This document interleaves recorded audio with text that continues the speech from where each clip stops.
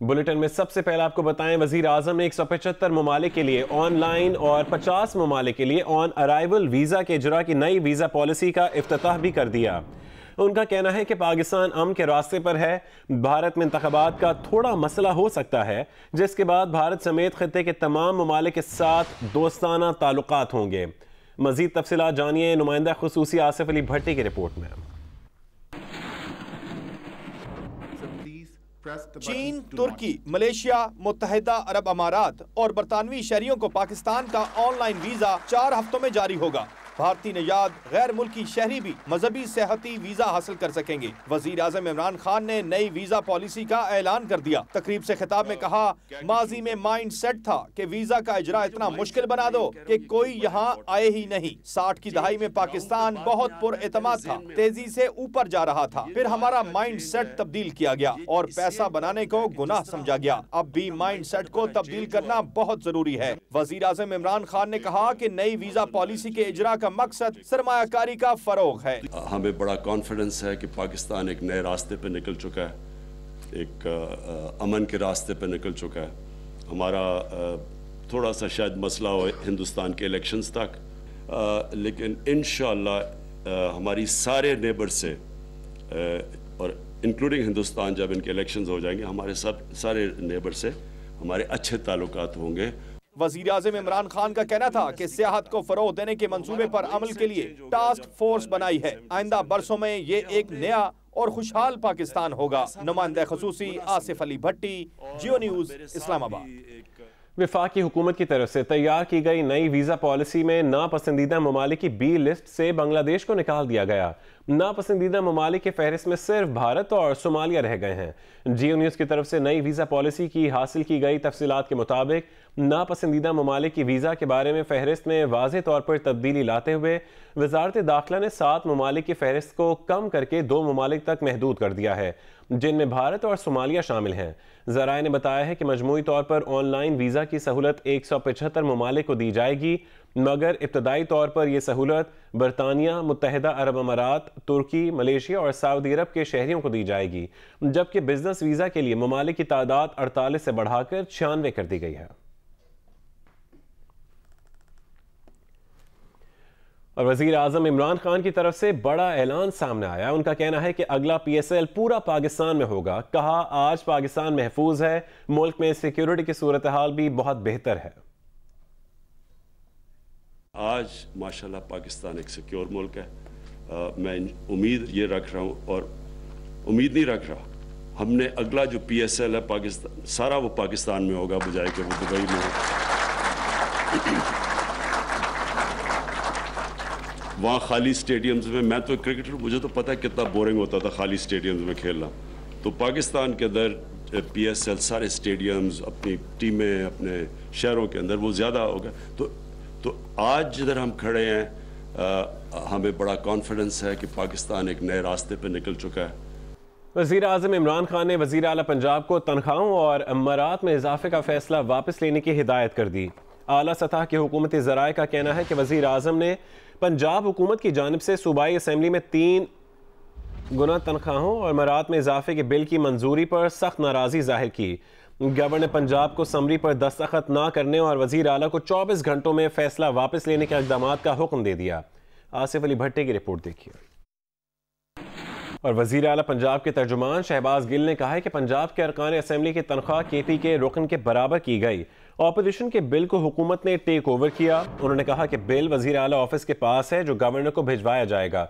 वज़ीर आला के लिए सिर्फ सिक्योरिटी की मंजूरी दी गई है, बाकी चीज़ों की नहीं।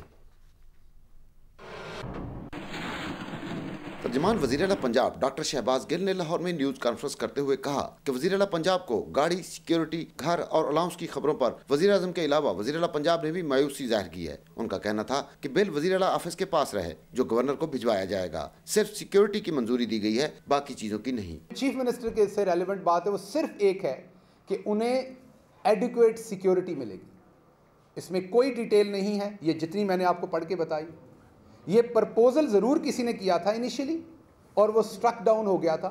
और जब ये बिल पेश हुआ और पास हुआ और मेंबरान ने वोट किया और बाद में ये बन के आया, तो इसमें ऐसी कोई चीज मौजूद नहीं थी। शहबाज गिल ने कहा कि रुकने पंजाब असम्बली महज 18,000 रुपए तनख्वाह ले रहा था। अब MPS की बुनियादी तनख्वाह खैबर पख्तूनख्वा के अरकान के बराबर कर दी गई है। बलोचिस्तान के वज़ीर आला की निस्बत अब भी वज़ीर आला पंजाब की तनख्वाह निस्फ है। उन्होंने बताया कि बिल नून लीग के रुकन ने पेश किया था। साथ में ये भी कहा कि 50,000 लाख में आजकल बनता क्या है। इसके ऊपर बहुत देर से हमारे MPS कह रहे थे कि 83,000 में, आप में से बहुत सारे साथियों को पता है कि स्पेशली जो हमारी फीमेल मेंबर्स हैं उनमें बहुत सारों के यहाँ ना घर हैं और ना उन्हें हॉस्टल में जगह मिली, वो होटल्स में रहते हैं। और वो 83,000 में आपको पता है महीना शायद अगर 20 दिन आपको रहने पड़ जाएं तो 83,000 में वो भी पूरे नहीं किए जा सकते। तो आपको अंदाज़ा है कि 80,000 लाख 50,000 में आजकल क्या बनता है। मुझे पता है कि एक शहर में रहते हुए आप 4 दफ़ा दोस्तों के साथ बाहर खाने पर चले जाएँ तो आपके अखराजात क्या है।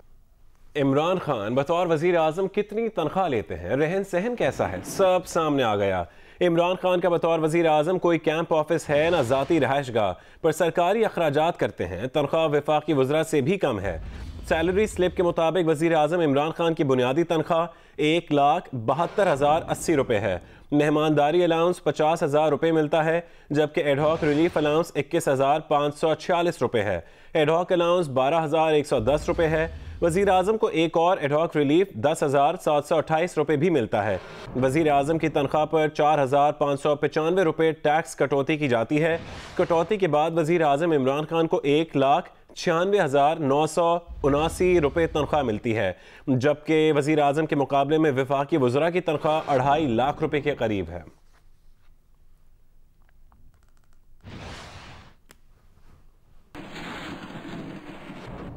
साबिक वज़ीर ख़जाना मिफ्ता इस्माइल ने कहा है कि पार्लिमानी रिवायत है कि वज़ीर आज़म की तनख्वाह वफाकी वज़रा से कम रही है। नवाज शरीफ ने तो बतौर वज़ीर आज़म तनख्वाह वसूल भी नहीं की। जियो न्यूज़ से गुफ्तगू करते हुए मिफ्ता इस्माइल का कहना था कि नवाज शरीफ और शाहिद खाकान अब्बासी की तनख्वाह वफाकी वज़रा से कम थी। नवाज शरीफ ने तो बतौर वज़ीर आज़म अपनी तनख्वाह कभी वसूल ही नहीं की। उन्होंने कहा कि पीपल्स पार्टी के साबिक दौर में यूसुफ रज़ा गिलानी और राजा परवेज़ अशरफ की बतौर वज़ीर आज़म तनख्वाह भी वफाकी वज़रा से कम थी। वज़ीर आज़म की तनख्वाह वफाकी वज़ीर से कम होने की रिवायत रही है।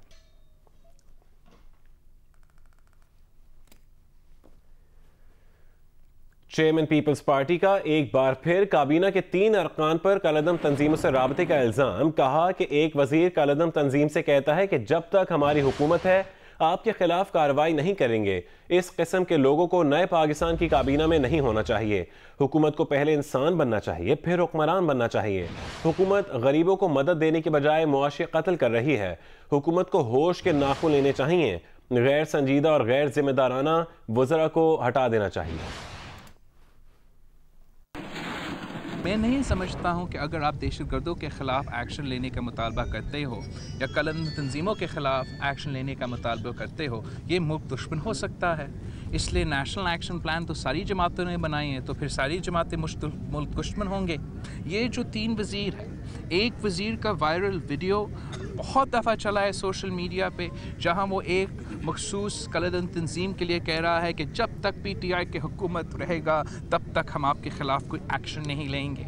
फिर दूसरा वज़ीर जो है वो इलेक्शन के दौरान HUM जैसा UN बैंड ऑर्गेनाइजेशन, पाकिस्तान में कलअदम तंजीम, उनके साथ मिलकर उनका ज्वाइनिंग भी करवाता है PTI में, और फिर कहता है ज्वाइनिंग भी करवाता है PTI का, और PTI का इलेक्शन में मदद करता है, और फिर फ्लोर ऑफ द असेंबली पर कहता है कि अगर आप कलअदम तंजीमों के ख़िलाफ़ बात कर रहे हो, अगर आप नेशनल एक्शन प्लान पर अमल पर बात कर रहे हो, तो ये मुल्क दुश्मन है। और तीसरा वज़ीर का एक बहुत पुराना हिस्ट्री है, बहुत पुराना हिस्ट्री है। ही हैज़ एसोसिएशंस विद कलअदम तंजीमें, he has given speeches at functions with कलअदम तंजीमें, and he has helped run militant outfits, he has helped run training camps. तो इस किस्म के लोग जो इस किस्म की जहनियत रखते हैं, उनको नया पाकिस्तान के कैबिनेट में नहीं होना चाहिए। अभी आज नवीद सुनाई है, वज़ीर ख़जाना साहब ने ट्वीट भी किया है और महंगाई की नवीद दी है कि मज़ीद महंगाई होगी, लोग तैयार रहे। मईशत बेहतर हो रही है, नया नज़रिया दिया है कि मईशत बेहतर करने के लिए मज़ीद महंगाई करनी पड़ेगी। तो ये क्या है? चीखें निकलेगी आवाम की। तो मैं समझता हूँ कि ये शर्मनाक, अफसोसनाक स्टेटमेंट है। मैं हैरान हूँ कि कोई वज़ीर ऐसा कोई स्टेटमेंट दे सकता है। मैं पहली बार आपसे ये सुन रहा हूँ कि एक वज़ीर ये कह रहा है।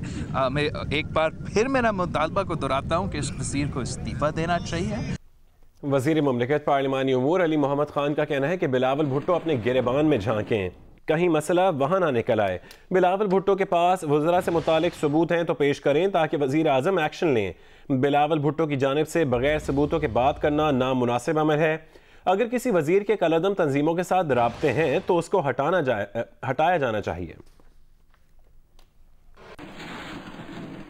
वक्त के सामने अपने आप को साबित करें कि वाकई वो इस ओहदे के अहल हैं, क्योंकि you are on the seat because of some default, क्योंकि आप एक बड़े घर में पैदा हो गए। क्या आप उस ओहदे के काबिल हैं, ये वक्त साबित करेगा। बयानात तुम तो तेज़ हैं, नौजवान हैं, वक्त के साथ साथ सर इतनी बड़ी बात सर की है तो आप डिमांड नहीं करेंगे कि उन वज़रा के नाम बताए जाएँ?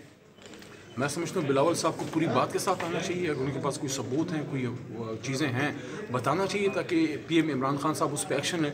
लेकिन इस तरह से एक बात घुमा फिरा के कर देना वो नामुनासिब है। बहरहाल बिलावल साहब यंग हैं, जो भी हैं, बहरहाल हैं तो एक बड़ी जमात के चेयरमैन, तो उनको गुफ्तगू में थोड़ी एहतियात। सफबंदी हो रही है अपोजिशन की, कोई टेंशन तो नहीं है हुकूमत को? मैं अगर कहूँ कि अपोजिशन के खट्टे होने से कोई टेंशन नहीं होती, ये शायद मुबालगा होगा। हमेशा जब अपोजिशन खट्टी होती है तो हुकूमत भी सोच पे मजबूर होती है। लेकिन आज की जो अपोजिशन है, ये अगर उस ज़माने की अपोजिशन होती, जैसे फ़र्ज़ करें अपोजिशन में वली खान साहब जैसा नाम होता, नवाबजादा नसरुल्लाह साहब जैसा नाम होता, या बेनज़ीर भुट्टो साहबा जैसा नाम, हम फिक्र परेशानी में होते। लेकिन जहाँ मियाँ साहब, जरदारी साहब, मौलाना साहब और बिलावल साहब जैसे हों तो मैं समझता हूँ कि ख़ास परेशानी की बात। आगे बढ़े आपको बताएं, करतारपुर राहदारी मंसूबे पर पाक भारत मुज़ाकरात का पहला मरहला मुकम्मल हो गया। दूसरा दौर 2 अप्रैल को वागा में होगा। पाकिस्तानी वफ्द के सरबराह डॉक्टर फैसल का कहना है कि भारतीय हुक्काम से बातचीत बहुत मस्बत रही, ताहम बाज़ मामलात पर इख्तलाफात मौजूद हैं। मज़ीद तफसीलात के लिए देखिए अमीन हफीज़ की रिपोर्ट। एक शजर ऐसा मोहब्बत का लगाया जाए जिसका हमसाये के आंगन में भी साया जाए। पाकिस्तान और भारत के दरमियान अमन की बात करने वाले ये हैं वजारत खारजा के DG south Asia doctor Mohammad Faisal, जो करतारपुर राहदारी मंसूबे पर भारत में मुज़ाकरात करके लौटे हैं। कहा कि मुज़ाकरात खुशगवार माहौल में कामयाब रहे, मुश्तरका इलामिया भी जारी हुआ, ताहम भारत ने कुछ तहफ़्फ़ुज़ात का इजहार किया है। The meeting went well ji, hence there was agreement। कुछ चीज़ों पे अभी तक इख्तलाफ है, तफसील मैं नहीं बता सकूंगा। बड़ी पॉजिटिव मीटिंग है, बड़ी अच्छी गुफ्तगू हुई है और हम आगे बढ़ सके हैं। डॉक्टर फैसल के मुताबिक अब दोनों मुल्कों के तकनीकी माहिरीन 19 मार्च को करतारपुर 0 लाइन पर मिलेंगे, जबकि मुज़ाकरात का दूसरा राउंड 2 अप्रैल को वाघा बॉर्डर पर होगा। करतारपुर राहदारी मंसूबा नवंबर में बाबा गुरु नानक की बरसी से पहले मुकम्मल कर लिया जाएगा। पाकिस्तान और भारत के दरमियान 4 साल के तवील अरसा के बाद करतारपुर राहदारी मंसूबे पर आज मुश्तरका इलामिया जारी किया गया, जो खित्ते में अमन की तरफ एक मस्बत कदम है। कैमरामैन मोहम्मद सादिक के साथ अमीन हफीज, जियो न्यूज़, वाघा बॉर्डर, लाहौर।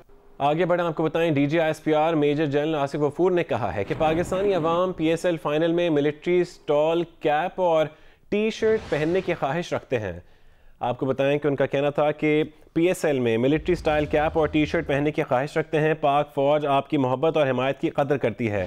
खेल सियासत से मावरा होते हैं। सोशल मीडिया पर जारी PSL फाइनल में मिलिट्री स्टाइल कैप और शर्ट्स पहनने की मुहिम के जवाब में DG ISPR major general Asif Ghafoor ने पाकिस्तान जिंदाबाद की हैशटैग के साथ एक पैगाम में कहा कि पाकिस्तान की मुसल्लह फ़ौज पाकिस्तानियों की मोहब्बत और हिमायत की कदर करती है।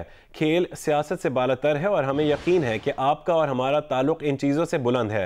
DG ISPR ने अवाम से कहा कि वो रोशनियों के शहर कराची में खेल से लुत्फ़ अंदोज़ हों।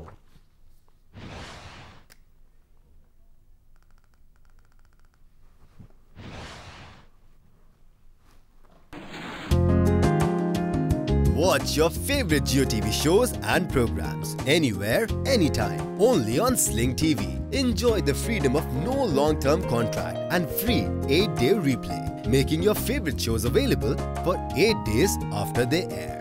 For more details, visit sling.com.